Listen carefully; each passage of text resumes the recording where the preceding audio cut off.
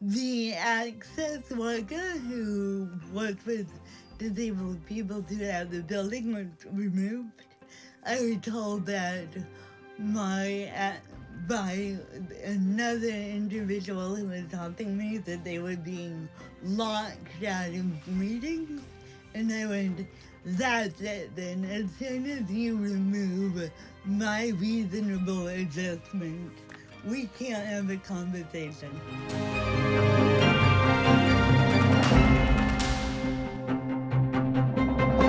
Welcome to Thinkers on Times Radio, the show where we try and have a longer conversation, some nuance, some ideas, try and wrestle with the ideas that are shaping the world, or parts of the world, parts of our lives, and how all those things interact. Today's guest, I'm delighted to say, is Athena Stevens, playwright, activist, fearless voice for disability justice. She's got a lovely new book out called What's Done Cannot Be Undone. She took the Globe Theatre to court over allegations of discrimination. She had a really interesting life. And I get the feeling, Athena, welcome to the show, first of all. It's great to have you. You're something of a reluctant...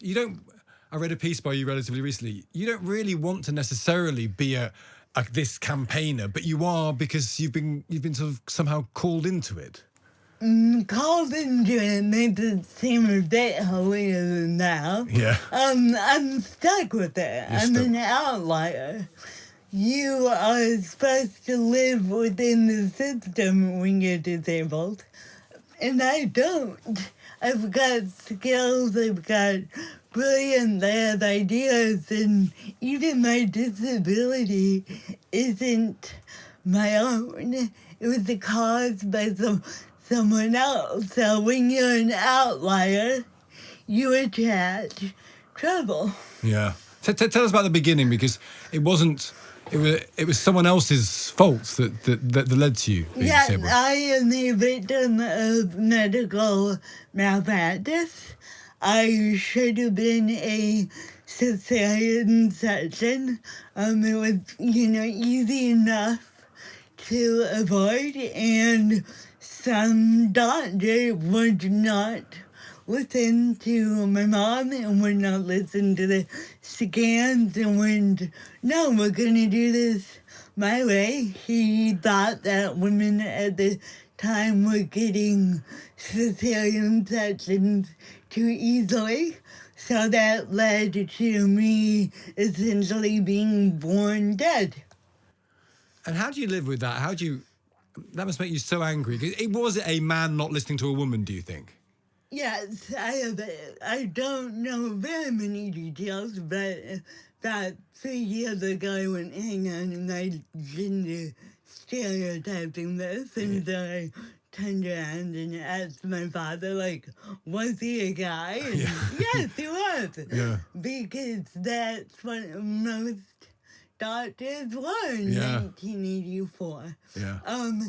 Doesn't make me angry, but I would say that my parents were very, really wise, and that I had no idea until I was 16 what happened. Okay. So it isn't like I was dealing with this at the age of 5 and having completely existential crises at, children's birthday parties. Yeah. But the older I get, the more I realize that I might achieve great things. I have achieved great things that I'm not going to ever be able to completely separate the effects of what was done with my life. So right now, working on another piece of writing, working on a degree at Harvard, I'm going, is there anything that is totally me? The thing that is totally me is my choices after the fact. Yeah. But it's not just physical. We are learning more and more how much brain injury is integrated into emotions, psychology, feelings, thoughts, how we spend our time, all of that. But there are moments where I am incredibly angry, and there are moments where I'm going, Actually, I'm doing fair enough with what I've got. Yeah, and there's I mean, I'm sure this is, I don't know how far you'd ever want to push this argument, but you have a magnificent brain. You're a magnificent writer. You are achieving things that many people without disability would never achieve. Is there any part of you that thinks you've channeled some of this into your brain? You've channeled this, and your talent has been kind of. You can tell me if I'm being patronised. I hate to be patronised, but has this thing happening to you in some way allowed your talents to flower in any way? Can you in any way sort of rationalise that? So, oddly enough, for those of us that have this specific type of cerebral palsy, that do not have a cognitive impairment, do not have learning impairment, I should say, actually do have increased white matter in the language part of their brain. Okay. And so I'm left with, would I be a writer if this had not happened? And I think when we look at, look at someone like Anne Frank. Anne Frank had a horrible thing happen to her. She wrote arguably one of the most influential books in the world. Does that make her death and her suffering worth it? Yeah. No. It doesn't, does it? No. But will we have the Diary of Anne Frank without it? No. So there's nothing simple about that. All we can do is think and chew on that reality. And actually, she wanted to testify. She wanted to be a writer, to testify to experience. Yeah. Do you feel something that you're testifying? You're someone who's expressing what's happened to you. So I feel very much that I am on both with my book, and I have a play coming out next week. I feel very much that I am on the cusp of this new type of writing, much like we have the Harlem Renaissance, much like we have the English greats when English was flourishing as a language. It's unexplored areas of the human existence that it's my job to put language to, and that it's not identity-based. That is reality-based, and that is human-based, because that is the call of every artist in every age. So why do you think there's a chance for a new type of writing then as a result of that? If it's a universal experience or the universality of experience? The universality of experience, of course, is how do we live now? But now is changing. Yeah. So now with globalism, we are affected by other people's decisions. And they can completely blow off our course. Look at COVID. The number of my friends who had to go back or had to give up their job because of COVID we're still seeing the fallout of it. So more and more we're going, how do we live with the impacts of people we never met? And is that because I talk a lot on my radio program? Someone once said to us on the program, this is the slowest day of the rest of your life, because the way the world works, the way technology works, is everything gets faster, everything gets more interconnected, and that comes with huge downsides. I wonder, for someone like you, do you see the upside of it equally? That you see technological connectedness, that what it can do joyfully, perhaps more than I do, where I focus a lot on how awful it is and how awful people are and how intrusive technology is. But presumably there's something good about technology that you can testify to. I was born in 1984. Poetically and liturgically that has meaning because of George Orwell. But that was also the year that Macintosh had that advertisement of the man with a sledgehammer to a computer and welcome to the new computer, Mac. And really, if you look at the progressive Mac, let's just take that as an example, apple. As I was growing, it was growing. So when I was, at the age of 5, so that was 1989, I had a typewriter in my kindergarten classroom. Yeah. Which is ridiculous. Yeah. And then you realize at the age of 12, I had a personal assistant follow me around with a big desktop computer that looked a lot like this, and we would unplug it between every class and push it down the hall and plug it back in, and it would go bing, and it would start up for the next class. This is why nothing embarrasses me, because when you have a 40-year-old woman following behind you with a giant table full of computer equipment at the age of 13, Yeah. that's embarrassment. And then the laptop came, and now something that I'm hugely liberated by is I still write only at about 6 words a minute. This book that you all are showing in my play, I wrote it 6 words a minute. Now I can get on the ChatGPT and dictate, and it's not being written at 6 words a minute, it's written at 80 words a minute. Oh my God. And AI combined with the inner workings of ChatGPT has liberated me. It's like the Gutenberg revolution all over again. And is that true for many disabled people, do you think? Because AI is often seen as this bogeyman, because there's lots of downsides to AI, but there might be a whole bunch of people we should be celebrating whose world will just have been opened up. So I don't know.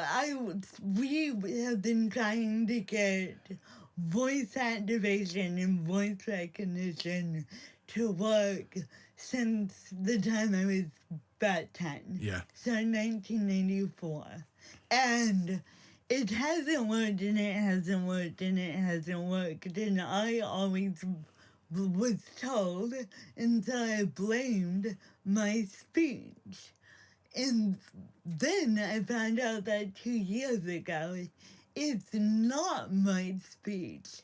It's that Dragon Dictate and the software like it was built for repetitive sentences. Okay. Which is why it's brilliant for solicitors and doctors. Yeah. But my job is to make every sentence sound different. Yeah. So I have no idea if many disabled people are realizing that even with speech difficulties, AI can look at your writing, listen to you, and at least for me, put rocket boosters on what I am capable of doing. Well, listen, many people watching this may well have that realization. I hope they do, because when technology works to help people, we often, I'm very guilty of this, we talk about the downside of technology all the time, don't we? And it's quite good to focus occasionally on when it makes a positive difference. And, I mean, it does both right. Yeah. Think about what it used to take women to do laundry. Yeah. And the work that took, when the laundry machine frees up women's lives. Yeah. I'm not a Luddite. I'm not a technophobe. No. Can it save us? No, but can it make words easier to get on a page and make talent really be able to keep up? In my case, yes. Yeah, and that's a great message, and I think one we overlook at our peril, and I'm guilty of that. Tell us about what happened with you in the Globe then, because that's, as I said, I read a piece of you saying you don't necessarily want to be the warrior constantly fighting the battles, but tell us what happened with you in the Globe. Okay. So what happened with me in the Globe is that I was a associate artist at the Globe for years. And during the pandemic, I was also under contract to help make the globe a better place for freelancers, safer place for freelancers, and hopefully a model that the theater industry could use to make the entire industry more accessible and safer for freelancers. I led a festival on women's voices and women being ignored. And that was it all through up until the pandemic. What worried me then is the issue of safeguarding kept coming up. And safeguarding is something that is required by all charities and by the Charity Commission, in that every charity needs to have a safeguarding policy, and they need to report serious incidences. And unbeknownst to me at the time, but what became evident very soon was I am legally what is called a vulnerable adult. A vulnerable adult is someone who cannot attend to their needs in a crisis, and would have difficulty escaping abuse. Now, what's interesting is that's all of us. At one point or another. The UK government cites that at any given point, 50%, 50, of the UK population is considered a vulnerable adult. Yeah. So, 2021 rolled around. I was doing my work, very happy. I became aware that they were going to hire an individual whom I had first-hand experience and second-hand experience with a sexual abuser. So we've been working on all of these within rights things. We've been telling the story of women being ignored. Yeah. This ought to be a safe place to raise my hand and go, this individual is dangerous, do not hire him. The safeguarding policy was a shift between what the inadequate, out of date, or just simply not there. Yep. It was not fit for purpose. It was 160 pages long. But it did include basic things like if a vulnerable adult comes to you with evidence of abuse, go to the police. Even if they don't want to, you need to go to the police. So I raised my hand and went, this individual is dangerous. I know firsthand that he is dangerous. I've seen his danger. He's been a danger to others. They handled it badly. And when I say you are handling this very badly, they did not want to hear that. And the more that I had evidence that they were handling it badly, the more I was not allowed to talk to people. And it got to be this silent stalemate where they said, we're investigating it. Never told me that the investigation was over. Never told me who investigated it. Ultimately, they were investigating themselves. Yeah. So the people who were responsible were investigating their own faults. They wanted this to go away, presumably. Yes, and because of how I started in life, you've got to understand this touches the core of my story in that book. Yeah. How I started in life was a woman's voice being ignored. Yeah. I know how dangerous that is when voices are ignored. And I had a obsession, probably somewhat neurological, on not being complicit. And they knew this. They knew my story. They knew my background. And presumably they wanted slightly to market your story in other areas. They were. Yeah, a version of my story was actually on their stage. Yeah. They want to say, here's a woman who's strong, who speaks up, and we want to hear women's voices. And the theatre culture generally often celebrates that overtly on the front of the stage. Yes. And I was frozen out. The access worker who worked with disabled people throughout the building was removed. I was told that by another individual who was helping me that they were being locked out of meetings. And I went, that's it then. As soon as you remove my reasonable adjustment, we can't have a conversation. And do you think your disability impacted on how they listened to you or didn't listen to you in the first place? Or do you think the politics of this is often they wouldn't listen to any woman because they don't want the trouble? I mean, my solicitor and I had a good laugh about that. Because I did say at one point, I don't know if it's just me. We've got a whole line of people who feel like the Globe don't listen to them. And did you feel they were effectively punishing you for raising these concerns and using the fact that you were a vulnerable person against you? I don't know. In my opinion, that's awfully thoughtful. If they did, I feel and I think that it was easy, and it was easy not to think. Yeah. And have they learned the lesson? No. You don't think so? I don't think so. 24 hours after that op-ed that you just referenced was released, news broke on the stage that a former producer at the Globe was convicted of multiple counts of sexual assault. Evidently, it didn't happen in the building. No one says, oh, it happened while this individual was employed. This is a different individual to the individual that I called to their attention.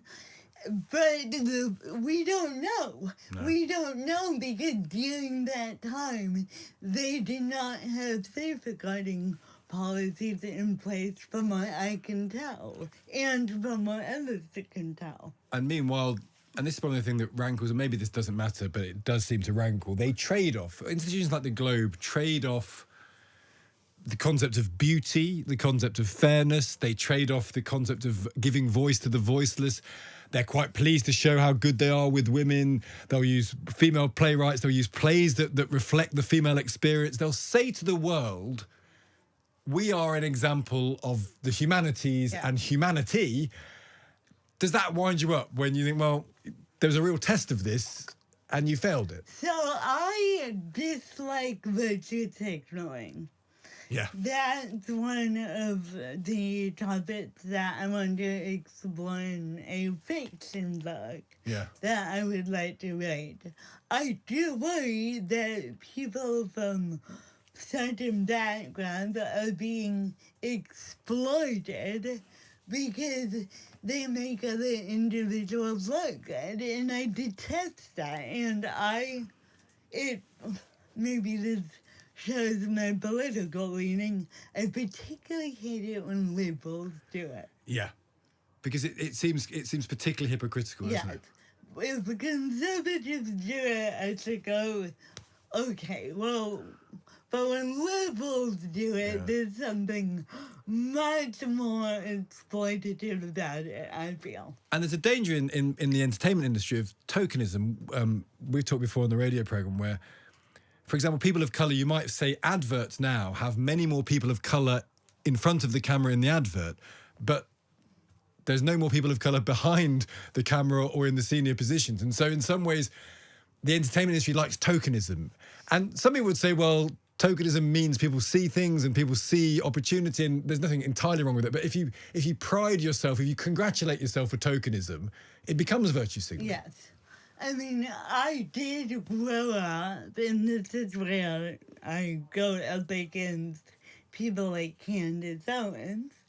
I grew up not seeing me reflected in society. And one reason I chose to go into the arts and not into law is something more stable, is something less hypocritical, was I want this to be the last generation where a child born in cerebral palsy doesn't see themselves. Ever. That's my dream, and it's coming. Yeah. But man, is it a lot of hard work. It's not just about who's behind the camera and who's in front of the camera. It's about being consistent people throughout.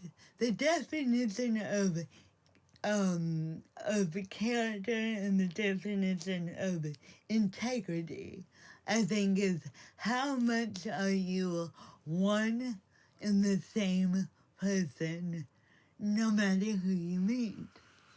So, and actually, for people watching this and listening to this, Athena, that's a lesson everyone could try and take, because I presume people, even with good intentions, when they talk to people with disabilities, they might talk differently, or they might act differently. And what you're saying here is that you either have a belief system, and that belief system and that manner of address and that manner of philosophizing about the world, that's the same for everybody.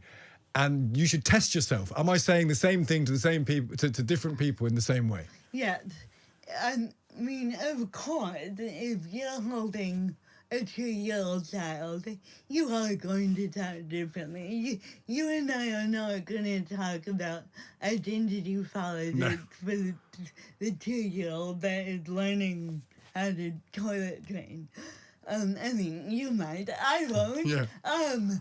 But even so, how much are you still the same individual to that 2-year-old? How much are you consistently enforcing the same ideals, even if you're talking to someone who has slightly different communication needs? Yeah. And when I wrote this play that is going on at the premiere now, in the book that you're holding, I didn't. You should be holding. Yeah, there you go. Well done, well done. Nothing wrong with that. Bit of plugging. I truly I want to write pieces of literature. Yeah. I don't want to write disability influencer stuff. Yeah. Lots of people are doing that. Let me do something that is going to last. Yeah, and I think that's such a great challenge, and maybe it's a good way to leave it, Athena, that be the same person to everyone is a pretty solid lesson, life lesson. Yeah. It's a lovely book. It's lovely to speak to you. You've had a hell of a series of experiences, and you still talk about it with great grace and charm. So that's very kind of you to join us today. Thank you. Grace is one of the things that I hold very dear, and I can't get it right all the time, but if I can do it with grace, that means that there's an openness that we can all lean into. So thank you, Stig. Yeah, lovely. Great. And no one can be graceful all the time, but having a bit of grace sometimes is a lovely thing. Listen, thank you so much for everyone who joined us today. Thank you for joining in with Thinkers on Times Radio. Many thanks to Athena, of course. If you've got thoughts, you can go beneath the line. I know you'll do it in a thoughtful manner. Hit follow, hit subscribe, and be back again when we next speak to another thinker tackling some of those issues that are all around us every day. Thank you for joining us.